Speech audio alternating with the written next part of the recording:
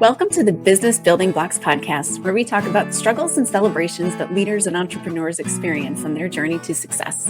I'm your host, Kristina, and I'm passionate about helping you achieve massive amounts of success at work and at home. We'll talk about all things people and organizational wellness, share relatable stories, and feature insightful guests because quality people and processes are at the heart of every success story. Ready to learn, grow, and have fun? Let's dive in. Hello and welcome to the Business Building Blocks podcast. I'm your host, Kristina Schmidt. Today, I am so excited about our guest. So as you've known, as I just said, I do a lot of speaking, but I use a lot of funny filler words. And it's something that a lot of us do. A lot of us use our filler words. We have our little idiosyncrasies that we do when we speak.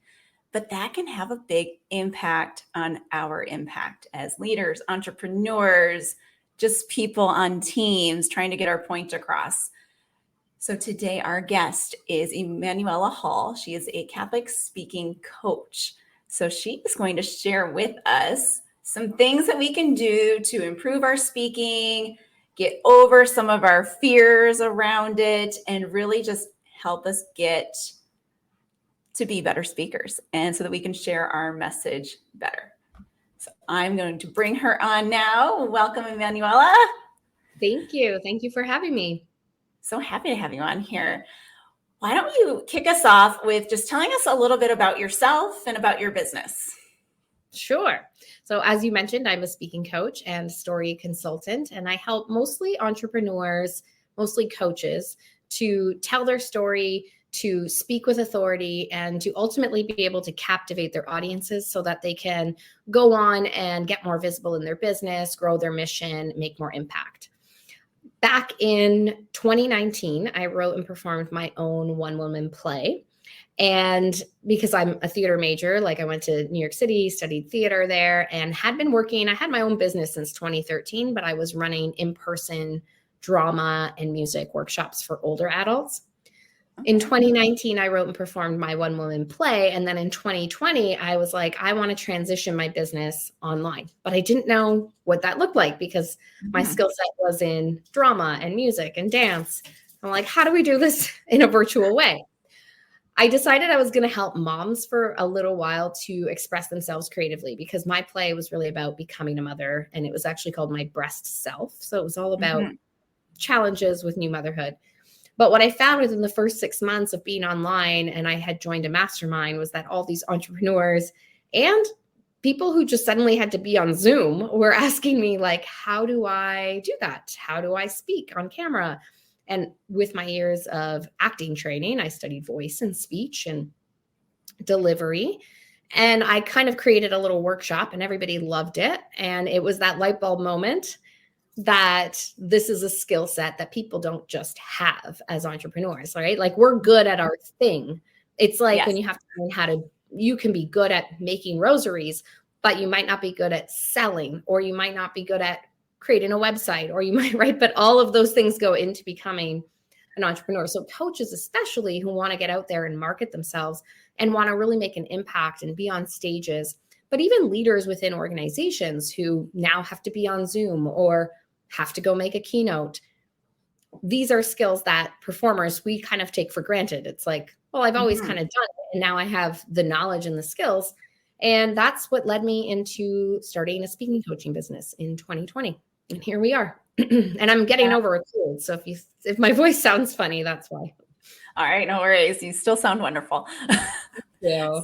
So awesome. I did actually watch your one woman play. And oh my goodness, I loved it. It's like you got into my brain about when I first became a mom. So it was quite interesting. So if nobody has watched, if people haven't seen that yet, then I recommend going and checking that out. Because I'm so touched that you watched it. Thank you. Yeah, I actually watched it quite a while ago. I saw it on your link tree and I was like, oh, that's super interesting. And it was good. I was like, oh my goodness. Yes, about the fears about. Yeah. I debated putting it out on YouTube for a while because it's like, well, what if I perform it again? I don't want to just have it. But, as an artist, I'm in a different season now and my conversion happened after that play and I just see things differently and I don't think I would perform it again. So it's there. I hope it touches people who need it, but maybe I'll write a different play next time. Yes, that would be interesting. I love that your creativeness, I think it comes out in what you do and how you help people as well. So I think that's amazing. So great. So you have so many talents and you went into a lot of them, and so acting and music. So how do you bring that into helping people with speaking? I get people out of their comfort zones, and they don't like it at first. I always warn my clients, like, we're going to do some weird stuff. I hope you're okay with that. Like, if you never took drama camp or went to theater camp as a kid, you're going to be like, what is happening? But a lot of people, usually people that are drawn to me because they do have a bit of that in them too. And they're like, oh, I did this in high school and I forgot how fun it is. I also have run networking workshops that I call the icebreaker, and I just include a bunch of drama games. Because when we get outside of our usual headspace, get outside of our comfort zone, do something creative, do something we don't do all the time, we can grow that muscle of like being able to laugh at yourself. And especially in a corporate setting or where you're with your coworkers, you don't get a lot of that connection in a different way. You know, you connect for your work, but to be able to just let loose and explore different facets of your personality. So I do a lot of that. I ask people to like get up, you know, even if it's virtual, we'll get up, we won't be sitting, we'll move our bodies. I always start in the body. I used to be a yoga instructor. So that taught me a lot about our mind-body connection, and a lot of that energy, a lot of those fears people think they have are really just like trapped emotions in our body. So we work with the body, we work with the breath. I will get people to sing if I think it's going to help them open up their voice. And then story writing is creative, right? Like anyone can just say words, but can speak it in a way that is going to bring out your personality and also connect to the people that you're talking to. Oh, that's great. That's awesome. I think it's so powerful to be able to just get out of, if you say, I'm just going to practice speeches, that's one thing. Yeah. But when you can stretch into their creativeness and make them go, you know, if you have to like be here for speaking, if you make them go over here when they're practicing and then they can bring it back, that seems easy after you've stretched them this far, which is amazing. Yeah. And so I bring the acting perspective, and that's why I call myself not your typical speaking coach, because I don't wear blazers and I'm not just like giving, you know, I don't have slides usually, but I have a client right now and she doesn't use her mouth very much. Like when she talks, her mouth is very closed and it's very quiet. I said, as an exercise, you know, over articulate, like be really dramatic. And she was like, that is just so unnatural. Why would I do that? And I said, just as an exercise. But in fact, what she thought was over the top was actually just bringing it to like the medium, you know? And maybe it's stretching you, and eventually it's going to feel more natural. But when we open up our mouth more, our words come out better, we can hear you better, and your face gets more expressive. So a lot of people talk with a lot of jaw tension and don't move their mouth at all. If you're watching this, you can see how suddenly I'm just talking like this and I'm not really making a lot of expression, right? Yeah, so I told her, like I said, everything's just an exercise. Let's just explore. Let's just have fun and see where it goes and see how it feels. And even if it's just for practice and you take it back, it's easier to do that once you've gone to the extreme. And we would do that in theater all the time. Like play this scene, you know, as an angry witch. And if you just take it to the extreme, then when you come back, you bring some elements of that. Oh, absolutely. I know in high school, I was a cheerleader and we had to do these facials. And it was all about like how crazy you can make your face. And so many of us, we would struggle with, do I look like a crazy lunatic right now? That was a big part of it. Like look like a crazy lunatic a little bit, because from far away, you need to. And it was just about that practicing, getting the reps in, going a little bit over the top so you can bring it back in. So that's really cool. So let's talk a little bit about the fear of speaking that people have. So why do you think like it's crippling for some people? So why do you think people get so cripplingly scared about public speaking? Such a good question. It is crippling. First, I want to say that the statistic is, I believe, 77% of Americans suffer from glossophobia, which is the technical term for the fear of public speaking. So if that is you, I just like to throw that out there because like it's a lot of people.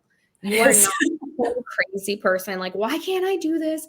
I think when we add that element of shame and guilt and like, I should be able to because I'm a leader and I need to be able to do this, like just get rid of all that because that's not helping anybody. So people have this fear. It's very normal. I believe that it's like every kind of trauma starts at a very young age. I go through a book. It's called The Right to Speak by Patsy Rosenberg, and it was a required reading for my theater program. But she talks about, I believe it's 8 speaking blocks. And these blocks can be like physical things that we do, physical habits. But a lot of these blocks come from the messages we received as kids on how to use our voices and how we saw other people. So just like kids learn everything from their environment, we learn how to use our voice from our environment. The voice that we came out of the womb screaming and crying with is usually not the voice that we are using as adults. Usually it has been suppressed or it has been, again, it depends on a lot of factors, your gender, your race, your culture, your demographic, the career you choose. I joke when I was a yoga teacher, I used to put on my yoga voice and like, talk like that. And as teenagers, right? Teenagers pick up different things because they want to fit in with their peers. So people sometimes think speaking coaching means like changing your voice or learning how to use a different voice. And it actually is like peeling back the onion. Let's take off all that stuff and let's come to the essence of your God-given voice and how you want it to sound and how you want it to feel, what feels right for you, not the way your mom spoke, not the way your dad told you should or shouldn't speak, right? And a lot of those things. There's also sometimes a significant event that happens. An event where you had to do it and you were not well received. And so your body keeps the score. And biologically, you now see that as a threat, as a conflict. If you got up on stage once when you were 7 years old and everybody laughed at you, or you fell, or you forgot all your lines, we remember that. Even if no, I know what I'm doing, I'm safe now. One little thing, we remember, we know this even as sinners, we focus on like that one sin we did instead of seeing all the beautiful things we do. We always focus. So same with public speaking. If we went up 10 times and we're awesome, we will remember that one time where something went wrong. It literally blocks us.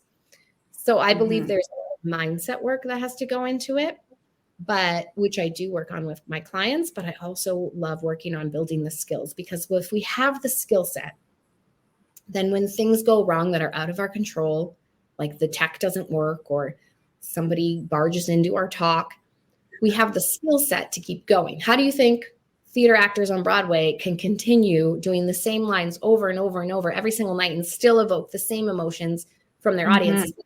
Skills. They're not letting their day, how they feel, if their pet is sick, to influence their job. Right? You have a job to do, you show up, you do it regardless of all that other stuff. I think I answered like 3 questions in one there. I was loving listening to it because in the leadership training that I do, I get into our blocks for leading. And it is about the wounds, like our childhood wounds, our childhood locked in traumatic events, or even just lacking of love sort of events. But all of these things get in the way of our ability to lead, in the same way they're going to get in the way of our ability to speak as well. I know as a child, I could get up and act like a fool in front of a bunch of people, but I could not speak my own thoughts. And I think that was a childhood trauma around what you say is dumb, what you say is not important, what you say is. And so those childhood traumas impacted me for a big chunk of my life. And I still see it. I still hear it. It's like, maybe that's not a great idea. Maybe I should keep to myself. So it's so interesting how much our childhood impacts everything we do. Right? Everything. And now as parents, I'm like so cognizant of this, like, oh, don't download my own things on them. Like, It's hard to do, to break those generational. I often feel my voice goes back into how my mom spoke. We're Italian, we're very animated, we're very loud, but it's like a very chesty kind of aggressive talk. Like it's very, and I can feel that when I start getting upset with my kids, that comes out. But it's the awareness is key, right? It's like when we talk about filler words, we're never going to be 100% perfect. And that's not the goal. It's to be aware and then try to choose differently. Yes. No, that's great. And that's same thing with wounds, same thing with any kind of behavior change, which learning to speak is a behavior change again. And you've got to move that needle slowly, one little stretch at a time, and just keep working at it. It's practice. Totally. Yeah. Totally. Yes. So you mentioned your reversion back to the Catholic faith. So how has that impacted you as a business owner, and then you as how you help your clients, how you interact with them? It was kind of, I had to come to a full stop, to be honest. I started this business, like I said, in 2020. And up until about 2022, I just kept I started having my reversion and starting to see the world differently. Mm-hmm. But all I saw in the coaching industry was a secular world. I didn't know it existed. I didn't know there was Christian and Catholic coaches out there, or business mentors, or website designers. I just thought they're either hiding it or they're secular, because all the business coaches I worked with were very much like Manifest and, vision boards and crystals. I actually had one coach who was very helpful for me. Like, I had one of my biggest months in business with her, but then I realized that she was a witch. Like, she was straight up not hiding it, but in this, this slow new age term of start to see them burning incense and the words that they're saying. I'm like, oh, I can never hire her again. Like, I can't. Yeah. Because there's a conflict with my values. So I was having this struggle for real. I was going to all my business coaches, like, do I say that I'm Christian? Do I say, I don't know? And divine intervention. Sorry. I actually got my account on Instagram hacked. Oh. I didn't have a website. So my account got hacked and I had to start over. So my account that had like 2,000 followers, which was big for me. I felt like that was a lot of people. Maybe not the most ideal clients. I had to start over. And I was like, at first, obviously very upset. And then was like, this is my permission to start fresh and come out as a Catholic Christian coach. And I did that. And there was a lot of navigating. Then I started working with Catholic coaches and was like, okay, this is possible. I can do this. I can have a business and I can be openly Catholic. So for me, I have discerned, I have prayed on it a lot, whether I actually brand myself as a Catholic coach. But when it comes down to it, the stuff I work on with my clients isn't inherently Catholic. So we write your story, we do body work, breath work, voice work, mindset work. It's not, I can teach it to anybody, these skills. Yep. I am more outwardly Catholic in my marketing. So I talk about the Holy Spirit. I talk about God. I show stuff that I'm at church or, so I am openly Catholic. This way, I'm not attracting people who are against it. If you want to work with me and you're not Catholic or Christian, that's totally fine. As long as I'm not helping you promote a message that is counter mine. I did have an experience when I wasn't clear, and this was God telling me, like, you need to draw a line in the sand. I did have a woman. We had a great sales call. She was very eager, very excited. First session together, she says, oh, there was just something she didn't like. And I started realizing she was telling me that she was a shape shifter. So she has different, like, she believes she's from different planets. And anyways, I don't know what that means, but I was very much like, I don't feel like this is a good fit. That was just it gave me this like nervous anxiousness. as soon as I hired her. And as soon as I let her go, I gave her money back, even for our session, because I just didn't want to energetically like have anything more. Like, you know what? We both mutually were like, this is not a good fit. And since then, Kristina, I have only had dream clients. Like, they actually say they chose me because of my faith. Because honestly, there are so many speaking coaches, just like there are so many leadership coaches and business coaches. So how do we pick? Of course, your personality, your story. But if I can connect with you on faith, I know that when I get in a room with you, when you start coaching me, you're not going to tell me to pull some tarot cards or whatever. You know, you're going to understand if I'm having trouble making a decision. You might say to me, take it to adoration, or, you know, open up a certain passage in the Bible. And that is so helpful because we are integrated human beings. Like, to have my faith over here, my business over here, because my business, it's like our little babies. It's like, it's a piece of us. It has to be integrated into that. So it's a journey of navigating how to do this. And definitely when you put your faith on display, you're going to have people who think that's, I had someone who was following me for a while, and she was not of the faith and actually was kind of like offended and didn't know why I would niche down, that I was being offensive to people who weren't that faith. I'm not saying you can't. I'm just letting you know who I am. Right. Yeah. And we want to attract our ideal client. And my ideal client, she's working to grow the kingdom. She is working to spread the word of God and in whatever capacity, whether that's like her body knowledge of how our bodies work, or how to make money, or how to fix our mindset, but all for the greater glory. Yes. Oh, that's awesome.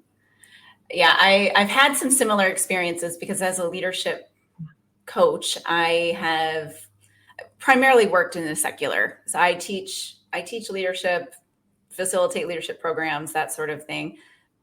But it's to organizations, it's large organizations, and I don't talk about God. But when I was with a franchise, but when I started just working with myself, I put that I'm Catholic, and that's influenced my business, and that's, you know, and I started with that.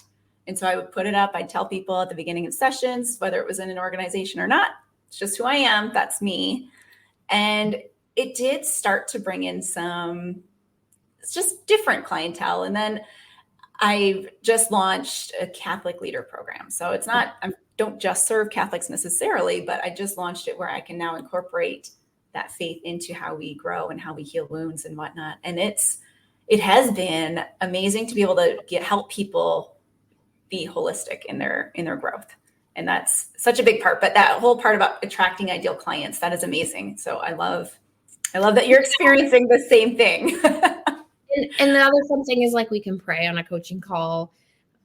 Because when I first experienced having a coach who was Catholic, I was like, it just felt so safe, you know, like there's no barriers here for us. And I'm sure people who do not have the faith feel the same way of hiring someone who shares their faith. Like, we all just want to feel like safe and supported. And so if that bit of information is going to help your clients, and I have thought of potentially doing a program, doing the same thing, Kristina, like having one that's like for Catholic speaking coaches, so bring in like the Holy Spirit gave us our voices. That's the sort of the piece that isn't in my program, but I kind of infuse it throughout. Yeah. I think there's ways to hit it all. And I know in my Catholic leader program, I have non-Catholics. I just said, we're going to do some Catholic things, just be aware. And they're open to it. But we also have the conversation because as Catholics, we work in secular places, and it's our job to still separate ourselves as Christians and as Catholics to, you know, to live our values, live our virtues, and live within a very secular world that way as well. And so we talk about, okay, how does this translate to a secular environment? Like, it's not, okay, I'm not the top dog. I can't implement this as, you know, I can't talk about the Holy Spirit coming in and speaking through us, but, you know, we talk about, okay, but you should be still doing one-on-one coaching. You can start digging into those one-on-one things. And if you have somebody, one of your employees who's Catholic, and you get to that point, then fantastic. I know I did as a leader, I offered to pray with somebody. They said, no, I don't want to do that. But I offered, I was like, hey, do you want to? And he was like, no. I was like, okay. Good for you for being bold. Yeah. Oh, those were not easy, but sometimes that stretching, doing the hard is good. Totally. And I even sometimes am like, if I have a non-Catholic Christian and I do the sign of the cross, like, should I not do the sign of the cross? Like, it's so silly because usually they're just like, hey, we're all praying. We're praying. It's fine. Do you? They'll do them. Maybe that's not the best way to say it, but do your faith, right? Yeah. So yeah. Well, that's awesome. So let's just touch quickly. We talked about the people that totally fear speaking. Now, what about those people that are a little bit like me? We do a lot of speaking, but we probably could use some tweaks. What advice would you give those people? The biggest thing I see is people focusing so much on their content and not on themselves and their delivery. Okay, good. Of course, we don't want to put out poop. We don't want to put out stuff that is not good. We want our content to be good. We want our story to be good. But then we're not practicing how to say it. It's not what you say, it's how you say it. True. That's why in the Captivating Speakers Academy, I walk people through first our body. What is our body language? How's our physicality? What about our gestures? Are we gesturing too much and it's all hands? Are we not gesturing at all? Are we expressive, like I talked about with our face? Is our posture inviting? Then breath work, because our breath supports our voices. And also it helps calm your nervous system. It helps you say words longer without having to breathe. Have you ever seen like a nervous talker who is kind of like, I've seen videos where people are demonstrating things and they're just that shallow breath and you can sense their nervousness and it makes you nervous. And now you're like nervous for them. Maybe it's just me, but I notice that a lot. And then how to actually sound the way you want to sound. So we talked a little bit about that, but I teach how to find your resonating tone. So your resonating tone is that tone within a certain range where your voice is going to resonate the most. Your audience is going to feel, when you're at a concert, even at a church and the organ is playing and you feel like the vibrato, the neck hairs standing up, you get chills down your spine. Like when the notes we feel things when we hear music and our voices are melodies. Do you have a monotone? Are you speaking way too low in your register? Are you speaking like nasally or really, really high? So those are kind of the nuances that people who say, I'm fine at speaking. Sure, you're competent. Are you competent? These again are the skills that your body will remember because you'll grow that muscle, that habit. If you're having a crummy day and you still have to give that presentation, now you're not just relying on your emotions and your confidence and your material, your body and you've built that muscle, right? Just like an athlete would build the muscle so that even if it's going wrong, they're going to go out there and they're going to perform their job. Yes. Awesome. I love that. So it is really about that fine tuning, those small tweaks. Body, breath, voice. Body, breath, voice. Perfect. I know. And even if you know nothing, just do a warm up, which is again, body, breath, voice. Walk around the block, dance a little bit, do some diaphragmatic breathing, hum, sing, get the voice moving, get the vocal cords warmed up, and you'll be good to go. Be a little better. I need to try the warming up. I think I start talking sometimes and I wear out, but so that is awesome. Great tips. So I know you recently launched your own podcast as well. So why don't you tell us a little bit about that so we can get so people know where to go to get some more insight from you on your podcast. I would love to. My podcast is the Speaking and Storytelling Podcast for Christ-led entrepreneurs and leaders. And we are on episode 7 dropped yesterday. I don't know when this is coming out. Maybe there'll be more episodes then. But it's really where I'm going to be giving lots of tips, kind of shorter podcasts, about under 20 minutes. But I also plan to have Christ-led leaders come on and tell their stories of how they're making an impact. And really, I believe that this is what the world needs right now is more Christ-led leaders telling their stories, because we can change the tide of our culture right now. This is not a time to be silent. This is a time to use our voices. And we were made for such a time as this. So if you have a story to tell that makes an impact, come find me and let me know. And if you want to improve your speaking, there's lots of episodes that are going to talk about that and storytelling. Excellent. I know I've listened to definitely the filler word one. Also the memorizing one. And it was so striking. Like, how do you memorize a talk? Because it made me think of why I was good at memorizing certain things, but not other things. So some of that, where your body is and what you're doing, it's like, oh, that's why I can do it.